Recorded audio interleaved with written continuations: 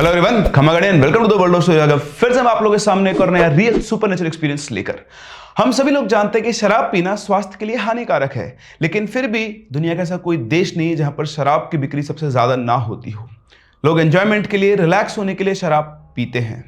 सवाल ये नहीं है कि लोग शराब पीते हैं, सवाल ये है कि कुछ लोग इतनी ज्यादा शराब पीते हैं कि उनसे उनकी हेल्थ, उनकी मेंटल हेल्थ, उनकी लाइफ, उनकी फैमिली सब कुछ डिस्ट्रॉय होना शुरू हो जाती है, लेकिन फिर भी वो लोग शराब को नहीं छोड़ते हैं। कई लोग शराब छोड़ना चाहते हैं, लेकिन बॉडी इतनी यूज्ड टू हो चुकी होती है कि वो शराब को छोड़ नहीं पाते हैं। कभी कभी शराब छुड़वाने के लिए लोग अलग अलग तरीके के हथकंडे अपनाते हैं, तरीके अपनाते हैं। वो नहीं तो उनकी फैमिली अपनाती है, कुछ दवाइयां देते हैं, कुछ नशा मुक्ति केंद्र पर जाते हैं, लेकिन कुछ लोग कुछ और वैरायटी की चीजें भी ट्राई करते हैं। कभी कभी शराब पीने से ज्यादा उसको छुड़ाने के लिए जो ट्रिक यूज की जाती है वो उससे भी ज्यादा खतरनाक हो सकती है, और अगर उस ट्रिक के अंदर छुपा हुआ हो काला जादू। जी हाँ, कुछ ऐसा हमारी आज की इस कहानी के अंदर, जहां पर एक इंसान जो कि शराब का आदी हो चुका था और उसकी शराब की लत छुड़वाने के लिए उन्हीं के फैमिली मेंबर्स ने यूज किया काला जादू। शराब का तो पता नहीं, लेकिन उस जादू ने इनकी जिंदगी को तहस नहस करके रख दिया। तो ये कहानी हमसे शेयर की है निशा ने, और उन्होंने क्योंकि अपना स्टेट, सिटी नाम एनोनिमस रखने के लिए कहा है, इसलिए मैं शेयर नहीं कर सकता। तो आपको इतना बता सकता हूं, यूपी के एक बहुत ही फेमस सिटी की ये इंसिडेंट है। और इस कहानी में आगे बढ़े उससे पहले अगर आपके पास भी ऐसा कोई रियल सुपरनेचुरल एक्सपीरियंस है या फिर इंसिडेंट, तो आप मेरे साथ शेयर कर सकते हैं मेरी इन दी गई आईडीज पर। एक और चीज मैं आप लोगों से कहना चाहूंगा, माफी चाहूंगा बहुत दिनों बाद आने के लिए, क्योंकि जैसा कि आप देख पा रहे, आप सोच रहे होंगे ये क्या है। ये कोटा मेंटर्स है। क्योंकि आप मेरी फैमिली हो तो फैमिली के साथ गुड न्यूज़ हमेशा शेयर करनी चाहिए, तो वही मैं आपसे शेयर कर रहा हूँ। पिछले 14 सालों से मैं पढ़ा रहा हूँ जेयू नीट के स्टूडेंट्स को। जब से मैंने पढ़ाना शुरू किया, मेरा एक ड्रीम रहा है कि मेरा अपना एक स्टार्टअप हो, कोचिंग हो, जिसमें मैं बच्चों को अपने तरीके से चीज़ें सिखा सकूँ। और आज वो सपना पूरा हो गया है। बस इसी चीज़ के अंदर लगा हुआ था, सेटअप के अंदर। तो माफ़ी चाहूँगा, बहुत दिनों बाद आ रहा हूँ। ऑल्दो मेरे नहीं आने से कोई बहुत बड़ा फर्क नहीं पड़ता है, बट स्टिल। और दूसरा, क्योंकि आप मेरी फैमिली हो तो मुझे इस फैमिली से सपोर्ट भी बहुत चाहिए होगा। तो हमारा 20 मार्च को इनॉग्रेशन है, जो कि ऑनलाइन लाइव भी होगा। मैं आप लोगों के साथ शेयर भी करूंगा डिटेल्स, बट मैं चाहूंगा कि आप लोग सभी उस दिन हमारे उस लाइव प्रोग्राम में आए, और उस दिन के लिए, सिर्फ उस दिन के लिए सोशल मीडिया स्टोरीज पर या स्टेटस पर हमारा छोटा सा इनॉग्रेशन का कोई क्लिप लगाकर, फोटो लगाकर हमें सपोर्ट करें, क्योंकि इस टाइम पर मुझे आपके सपोर्ट की सबसे ज्यादा जरूरत है। चलिए बढ़ते हैं कहानी के अंदर आगे। तो ये कहानी है राजविंदर सिंह की, जो कि यूपी के एक बहुत ही फेमस सिटी के राज परिवार से बिलोंग करते थे। जैसा कि सभी जानते हैं, हर शहर के राज परिवार के पास बहुत सारी लैंड होती है, और इनको भी इकलौते बेटे होने की वजह से पूरी की पूरी संपत्ति उस शहर की विरासत में मिली थी। वहां पर जो इनके घर थे, जो बेसिकली राजघरानों के राजमहल होते हैं, उनको होटल्स को लीज पर देना, और इस तरह से उन्होंने अपनी अलग अलग प्रॉपर्टीज को लीज पे दिया हुआ था। कुछ प्रॉपर्टीज पे कंस्ट्रक्शन बना के उन्होंने रेंटल पे दिया हुआ था। उनकी रेंटल इनकम महीने की करीबन 35 से 40 लाख रुपए थी। डर गए ना? हाँ, ये उनकी महीने की रेंटल इनकम थी। बिना के भी उनको महीने के 35 से 40 लाख रुपए घर में आया करते थे। कुछ लोग सोच रहे हैं ये भी सही है, काश मैं भी ऐसा होता। तो ऐसे हर किसी के साथ नहीं हो सकता ना, उनके साथ हो रहा था। तो अब जब ये होता था तो आप समझ सकते हैं कि जब इंसान के पास एक फिक्स्ड इनफ्लो ऑफ मनी है बिना कुछ काम किए, तो उसकी आदतें धीरे धीरे खराब होती है। खैर, इनकी वाइफ थी और इनके 2 बच्चे थे, एक बेटा और एक बेटी। क्योंकि इनका उठना बैठना ऐसे ही लोग, मतलब बेसिकली जो रेंटल इनकम आ रही थी उससे कुछ काम तो इनको करना होता नहीं था, बस उसको देखना होता था। और इनकी जो संगत थी वो धीरे धीरे बिगड़ना शुरू हुई। ये इन्होंने शराब पीना शुरू कर दिया। शराब पीने के साथ साथ बाहर जो लड़कियां होती है, बेसिकली उनके साथ इनका, मतलब जो है ना, आप कह सकते हो कि एक तरह के अय्याशी टाइप इनका माहौल हो चुका था, है ना। तो गलत टाइप के लोगों के बीच में ये पड़ गए थे, और शराब इनकी बहुत ज्यादा हो गई थी। मतलब दिन भर ये नशे के अंदर रहते थे। सुबह उठते ही पहले लोगों को चाय चाहिए होती, कॉफी चाहिए होती है, लेकिन इनको शराब चाहिए होती थी। तो बहुत ज्यादा इनका बहुत हो चुका था शराब को लेकर। फैमिलीज की वजह से बहुत डिस्टर्ब हो रही थी। बच्चों पर ध्यान नहीं देते थे, उनसे ठीक से बात नहीं करते थे। वाइफ के ऊपर तो ध्यान देना इन्होंने बिल्कुल ही बंद कर दिया था। अब इंसान कब तक झेले? शुरुआत में लगा कि चलो इनको समझाते हैं, समझा कर वो थक गए, लेकिन उनकी आदत नहीं छूटी। फिर इन्होंने कुछ मेडिसिन वगैरह ट्राई की, उनसे भी 2-3 दिन इम्पैक्ट होता, लेकिन जैसे वो 2-3 दिन उनका इम्पैक्ट छूटता और उनकी बॉडी जो उस शराब को मांगती थी, वो जो नशा था वो मांगती थी, तो घर के अंदर बहुत ज्यादा क्लेश होते थे। तो अल्टीमेटली कहने की बात है कि उनके सारे हथकंडे फेल हो चुके थे। और सिर्फ इतना ही नहीं, इनकी वाइफ ने इवन टोने टोट के भी ट्राई किए जिससे उनकी शराब छूट जाए। मतलब साम दाम दंड भेद सब कुछ ट्राई कर लिया।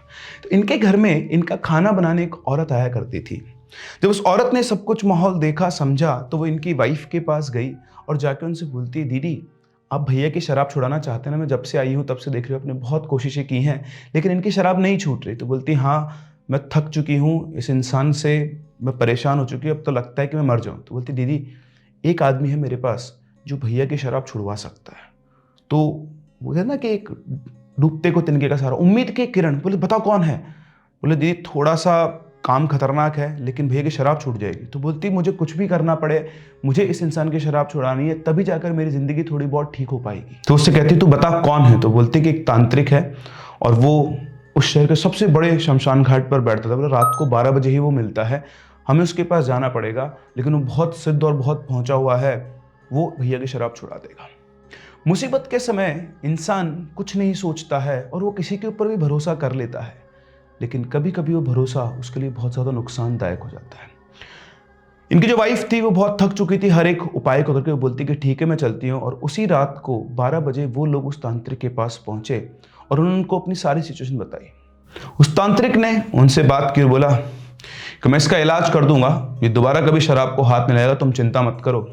तुम एक काम करो, कल रात को वापस 12 बजे आना, एक तुम्हारा और एक तुम्हारे पति का अंडरगारमेंट लेकर आना और फिर हम इसका इलाज करेंगे। अब हम लोगों से कोई ऐसी चीज कहे तो हम लोग एकदम से परेशान हो सकते हैं, और तो कोई फर्क नहीं पड़ा। उसने सोचा कि ठीक है कुछ भी हो जाए, बस मेरा पति ठीक हो जाए, वो दारू पीना बंद कर दे। उनका एक ही एम था शायद लाइफ का। तो बोलती ठीक है मैं कल आ जाऊंगी। तो अगले दिन वो उन बाबा के पास पहुंची, वो सब सामान लेकर। उन्होंने एक सफेद पेज लिया, उस पर एक आदमी की शेप बनाई, आदमी की शेप बना के चारों कोनों के ऊपर सिंदूर से तिलक लगाया। फिर बहुत सारी चीज़ें थी, बहुत सारी चीज़ों को उसने उसके अंदर कुछ अपने टोटके किए, सिंदूर वगैरह, काले तिल, बहुत सारी चीज़ें होती है उसको लेके। और उसके बाद वो जो अंडरगारमेंट्स थे उनमें से 2 टुकड़े कट किए दोनों के हस्बैंड वाइफ के, उस पेपर में रखा, उसको फोल्ड कर उसको बांध दिया और बांध कर इनकी वाइफ को देकर बोला कि जाओ इसे तुम अपने पति की अलमारी के अंदर रख देना, 2 से 3 दिन के अंदर उसकी शराब छूट जाएगी। वो बहुत कॉन्फिडेंट था, बहुत आश्वस्त था और उसकी बात को देखकर उसको लगा कि उसकी प्रॉब्लम का सोल्यूशन मिल गया है। उसने उनको उनकी कुछ फीस वगैरह दी, उसके बाद वो चुपचाप वो लाकर उस अलमारी के अंदर उन्होंने रख दिया। अब अगले दिन से वो इस चीज़ का वेट करने लगी कि इस टोटके से कुछ ना कुछ चमत्कार होगा, और वाकई में उससे एक चमत्कार होना शुरू हुआ। अगले ही दिन से इनके हस्बैंड के पैर में दर्द होना शुरू हुआ। दर्द इतना ज़्यादा था क्योंकि वो सुबह उठते ही शराब पीते थे, तो जैसे उन्होंने शराब पी उनके पैर के अंदर दर्द होना शुरू हुआ। वो दर्द इतना था वो चल भी नहीं पा रहे थे, तो वो बेड पे लेट गए और उस रात वो बाहर नहीं जा पाए। बाहर तो छोड़ो, मतलब पलंग से हिल भी नहीं पा रहे थे। और जैसे कि आप जानते हो उन्होंने शराब पीने की इच्छा उनसे मांगी तो उनकी वाइफ ने मना कर दिया, पर जैसे तैसे उन्होंने लड़ लड़ा के वापस से शाम को भी शराब पी। और जैसे उन्होंने शराब पी उनके पैर का दर्द और तेज़ हो गया। डॉक्टर्स को बुलाया गया, चेक करवाया गया, बोले सब कुछ ठीक है, शायद कोई इंटरनल ऐसे मोच वोच आ गई है, कुछ स्प्रेन वगैरह हो गया इसलिए दर्द हो रहा है। तो उसके बाद उनको दवाई दी गई और दवाई दी गई, थोड़ा बहुत आराम है, रात को सोए। सुबह उठकर उन्होंने फिर से ड्रिंक की और फिर से उनके पैर का दर्द चालू हो गया। तो अगले 2 दिनों में उनके पैर का दर्द इतना ऐसा ही नहीं हो गया कि उनको कुछ याद नहीं कर शराब वराब पीनी है। उस पूरे दिन उन्होंने शराब नहीं पी। अगले दिन जब वो सुबह उठे तो उनका पैर थोड़ा रिलेटिवली कम दर्द कर रहा था। तब जैसे उठे तो चल भी पा रहे थे, तो चलते ही उनको तो सुबह सुबह आपको पता है जो एडिक्ट उसको क्या चाहिए, वो पहुंचे अपनी जो उन्होंने अपना कैबिनेट बनाया हुआ था उसमें शराब निकाली, पी, और जैसे उन्होंने शराब पी वापस उनके पैर में दर्द शुरू हो गया। ऐसा ही नहीं है दर्द। फिर से जाके वो बेड पर लेट गए। अब उनका दिमाग काम नहीं कर रहा था कि ऐसा कैसे हो रहा है, कल मैंने रात को शराब नहीं पी तो मेरा पैर दर्द कम हो गया और फिर जैसे शराब पी पीते ही वापस चालू हो गया। कैन यू इमेजिन ये किस तरह का टोटका है भाई, शराब पीते ही है ना, मतलब खतरनाक चीज़ हो गई है। तो वो इंसान, मैंने वो प्रोसेस कर रहा था कि चल क्या रहा है। फिर उसने ऑब्जर्व करना शुरू किया, उसने पूरे दिन फिर शराब को हाथ लगाया, तो जैसे उसके इंटेंसिटी कम होती है, शराब का जो टाइम होता है फिक्स निकलने का, तो उसका पैर का दर्द कम होना शुरू हो गया। रात को उसका पैर का दर्द ऑलमोस्ट 30% के आसपास ही रह गया था। उसे लगा एक और बार ट्राई करके देखता हूँ। वो फिर उठा, कैबिनेट पे गया, रात को उसने शराब पी और जैसे उसने शराब पी 2-3 पैग उसने मारे और उसका वापस से पैर दर्द शुरू हो गया।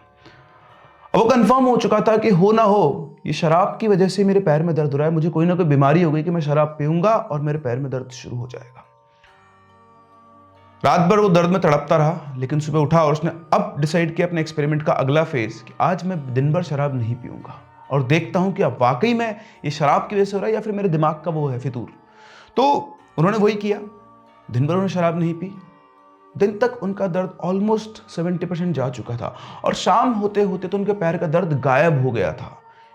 वो आराम से चल फिर पा रहे थे और उन्होंने डिसाइड किया कि मैं आज रात को भी शराब नहीं पीऊंगा। और उस इंसान ने जैसे तैसे वो पूरी रात निकाली, क्योंकि उसका दिमाग बार बार उससे वो एडिक्शन मांग रहा था। लेकिन पूरी रात वो आराम से जैसे नींदों में निकाली, लेट सोए, लेकिन वो शराब नहीं पी। सुबह वो बिल्कुल फिट उठे। अब उनको कहानी पूरी पिक्चर समझ आ चुकी थी कि मेरे साथ ऐसी कोई प्रॉब्लम हो चुकी है कि मैं अगर शराब पीऊंगा तो मेरे पैर में दर्द होना लाजमी है, होगा ही होगा। 3 दिन तक उन्होंने शराब नहीं पी। अब जब शराब नहीं पी तो बाहर नहीं गए तो उनके जीवन में थोड़ा थोड़ा सुधार आने लगा।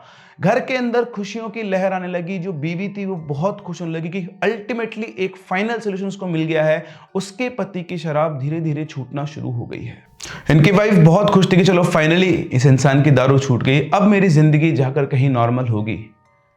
लेकिन शायद ये उनके मन का वहम था।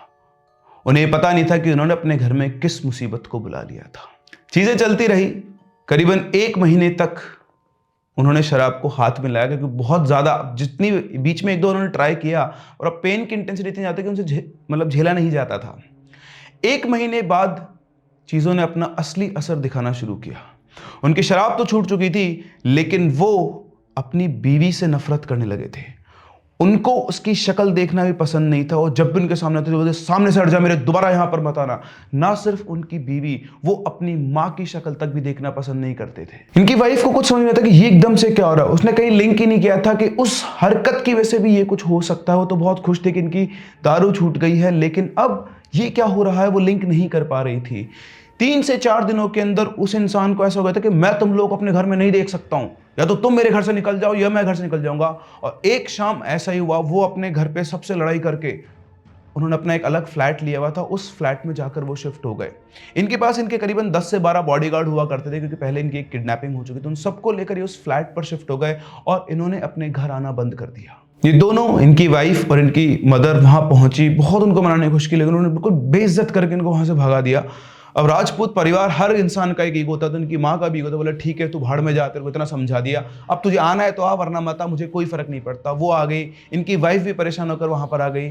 करीबन 3 साल तक ये ऐसे ही रहे। वो घर पे नहीं आते थे, बस महीने के महीने पैसे भेज दिया करते थे। लेकिन सिर्फ पैसों से परिवार नहीं चलता, परिवार में भी आपस में मजबूती होना बहुत जरूरी है। इनकी वाइफ अल्टीमेटली परेशान होकर अपने मायके चली गई अपने बच्चों को लेकर, और अब इनके घर में सिर्फ इनकी मदर रहती थी। सिर्फ अपनी वाइफ और मदर के अलावा अपने बाकी सभी रिश्तेदारों से बहुत अच्छे से बात किया करते थे। तो जो निशा है, जिन्होंने हमसे ये स्टोरी शेयर की है, उनकी मदर इनकी मौसी थी। तो वो इनसे बातचीत किया करते, इनको बहुत समझाया करते थे, लेकिन ये अपनी मदर और अपनी वाइफ से पता नहीं क्यों इतनी ज़्यादा नफरत करते थे। 3 साल के बाद एक रात की बात है, इनकी मदर घर पे सोई हुई थी। रात को अचानक 12 बजे इनके घर को कोई बहुत तेज गेट खोलो, गेट खोलो। अपने बेटे की आवाज़ आती है कि तो राजविंदर है। वो भागकर गेट पर जाती है। जैसे गेट पर जाती है, वो उनके पैर पकड़ लेता है। उसके हाथ भट्टी की तरह जल होते हैं, बहुत हाई फीवर होता है, और वो रोते रोते अपनी माँ से बोलता है, माँ मुझे बचा लो, माँ मुझे बचा लो। अब एक माँ, चाहे कुछ भी हो जाए, उसका दिल अपने बेटे के लिए हमेशा पसीज जाता है। उन्होंने अपने बेटे को उठाया, गले से पूछा, बेटा क्या हुआ? तो एक ही चीज बोलता, माँ मुझे बचा लो, माँ मुझे बचा लो, मुझसे गलती हो गई। तो उसकी माँ ने उससे पूछा कि बेटा आखिर हुआ क्या, तू इतना परेशान क्यों है, और ऐसी क्या बात हो गई? तो बोलता है कि माँ, मैं जिंदा नहीं बचूंगा, मैं बहुत जल्दी मरने वाला हूँ, तुम बस मेरे बच्चों का ख्याल रखना और मुझे माफ़ कर देना। उन्होंने उसको बिठाया, पानी वानी पिलाया, और फिर उससे पूछा कि अगर बात क्या है। तो बोलता है कि माँ, पिछले कई दिनों से मुझे ना अलग अलग से लोग दिखाई दे रहे हैं। सोता हूँ, रात को डरावने सपने आते हैं, कोई डरावनी सी औरत दिखती है, कभी कोई इंसान दिखता है, और यही बोलता है कि अब तू हमसे नहीं बच सकता है, तुझे तो लेकर जाएंगे, तेरे परिवार को भी साथ में लेकर जाएंगे, माँ मुझे बचा लो, माँ मैं मर जाऊँगा। अब उनको कुछ भी समझ में नहीं आया कि करना क्या है। तो उन्होंने इनकी सिस्टर को फ़ोन किया, जो इनकी मौसी हैं, मतलब राजविंदर की मौसी को, उनको फ़ोन किया। तो फटाफट घर पे पहुंचे। घर पहुंच कर उन्होंने उनकी हालत देखी तो बहुत ही, चेहरा उसका बिल्कुल ऐसा हो चुका था, मतलब वो राजविंदर था ही नहीं, बिल्कुल पतला सा चेहरा हो गया था, अजीब सी उसकी हालत हो चुकी थी। तो बहुत घबराया हुआ था, उसके चेहरे के एक्सप्रेशन लग रहा था कि उसे कोई दिख रहा है या उसे कोई देख रहा है। वो बहुत बुरी तरह घबराया हुआ था। उनको कुछ नहीं दिखा। इनके जो कुल ज्योतिष थे, उनको फ़ोन किया गया, उनको बुलाया गया, और जब वो आए तो उनसे बात की गई। वो उसके पास बैठे, उसका हाथ अपने हाथ में लिया, और उसके बाद आंखें बंद करके उन्होंने करीबन 5 से 10 मिनट तक ध्यान लगाया। हाथ छोड़ा और इनकी माँ की तरफ देखते हुए बोलते हैं, 36 साल का है ये, 37 नहीं कर पाएगा। तो बोलती, क्या बात कर रहे हो आप? हाँ, इस पर तो बहुत खतरनाक क्रिया की गई, इस पर मारण क्रिया की गई है, और अब बहुत ज़्यादा दिनों का मेहमान नहीं है। तो बोलती है ऐसा कैसे हो सकता है, लेकिन ये किसने की है?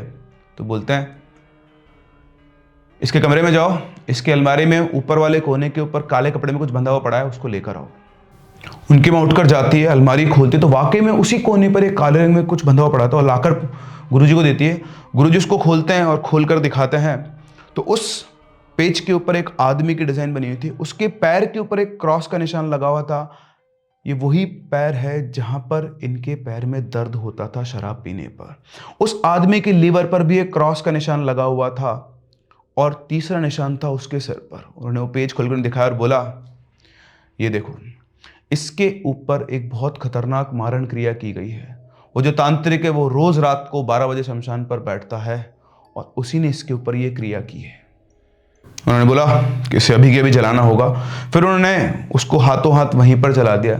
जलाने के बाद वो बोले अब वापस जाओ, तुम्हारी बहू का जो पलंग है उसके चारों कोनों पर तुमको कागज के कुछ टुकड़े मिलेंगे, वो टुकड़े भी लेकर आओ।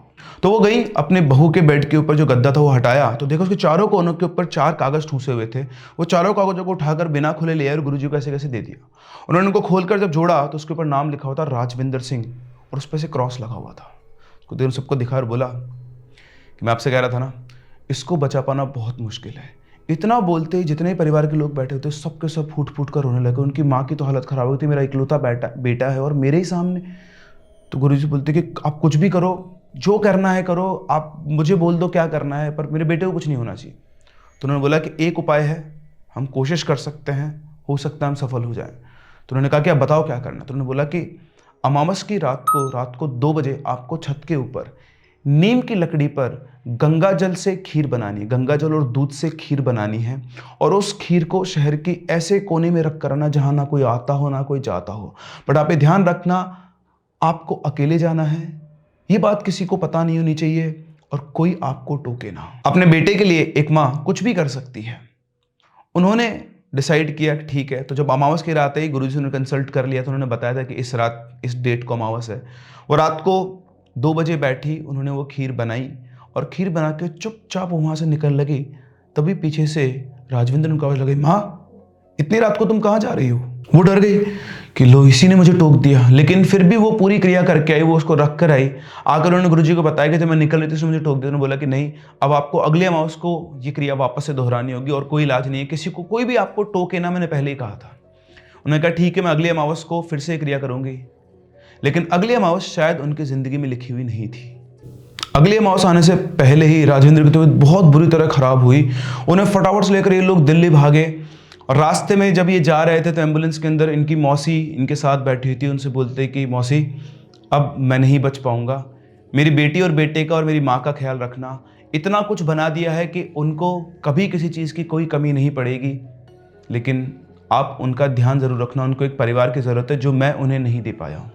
शायद उनको अपनी मौत सामने दिख रही थी। इतना कहने के बाद वो बेहोश हो गए। वहाँ पहुँचे दिल्ली में एम्स के अंदर, बहुत कुछ कोशिश की लेकिन कोई भी उन्हें नहीं बचा पाया।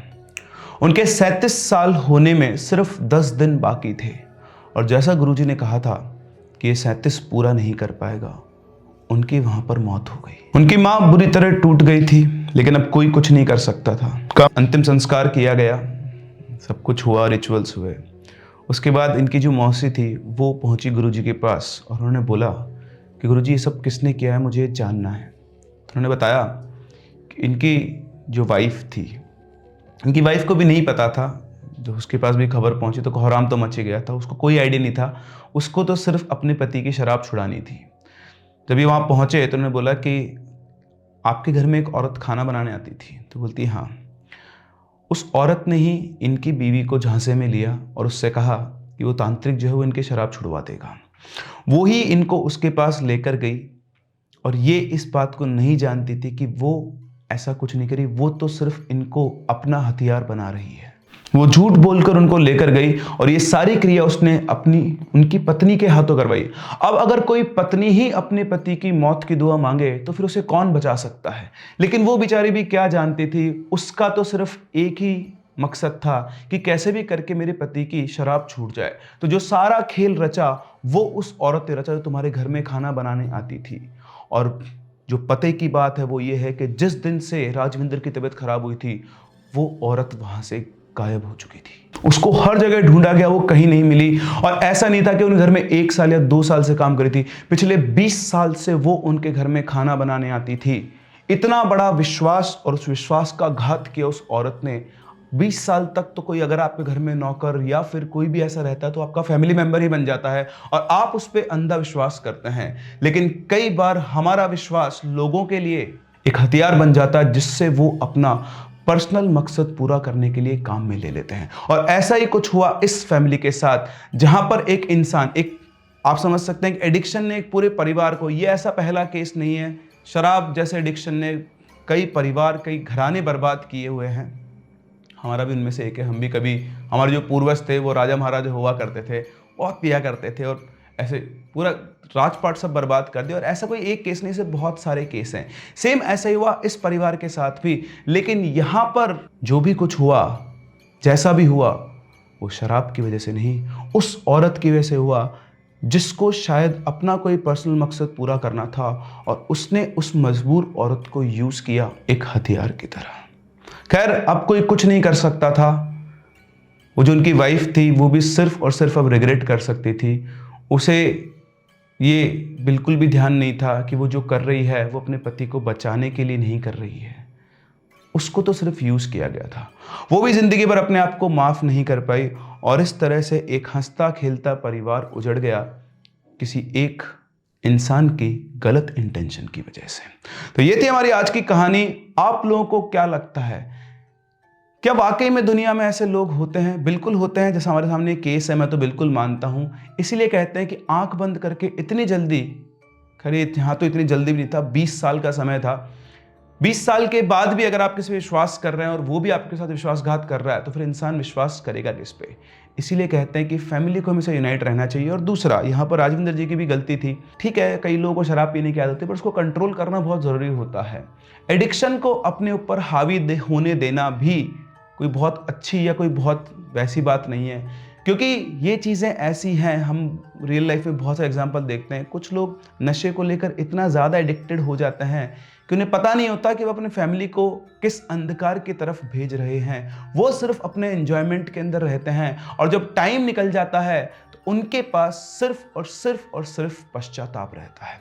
आप लोगों को क्या लगता है? मुझे अपने व्यूज कमेंट सेक्शन में जरूर बताएं। हम लोग मिलते हैं अपनी अगली कहानी में। तब तक के लिए keep loving and keep listening.